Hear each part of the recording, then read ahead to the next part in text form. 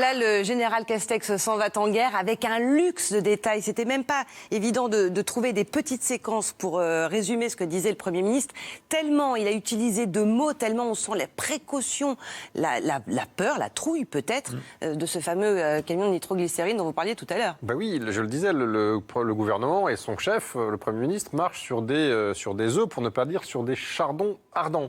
Alors, il fait preuve de beaucoup de volontarisme, détermination sans faille, etc. Mais en même temps, vous avez remarqué le luxe de précaution, de pédagogie qu'il déploie, de tentatives de persuasion. Alors, je ne suis pas certain que sur la forme, ce soit un discours aux sénateurs qui permette de faire basculer l'opinion française en faveur du vaccin. Il va falloir effectivement des semaines et des mois d'explications. Mais voilà, le gouvernement est conscient de ce problème, c'est-à-dire qu'il y a une équation, je dirais pas impossible, mais extrêmement difficile à résoudre. Il faut vacciner de plus en plus de monde dans les prochains mois pour arriver, non pas à l'immunité, mais à une circulation moins grande, une pression moins grande sur les services d'urgence, pour ne pas immobiliser le retour de la croissance et le retour du fonctionnement économique.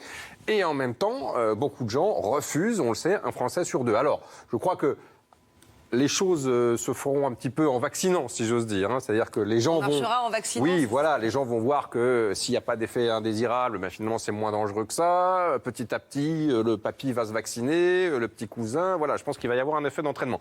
Ce qui est très intéressant au niveau politique, c'est que vous avez remarqué que jusqu'ici, tous les leaders politiques, de toutes obédiences confondues, ont dit qu'ils se feraient vacciner, parce qu'évidemment, nous journalistes, c'est la première question que nous avons posée dès que nous recevons une personnalité politique, est-ce que vous ferez vacciner ? Sauf les leaders de l'extrême droite et du Rassemblement national, Marine Le Pen, Louis Alliot, etc.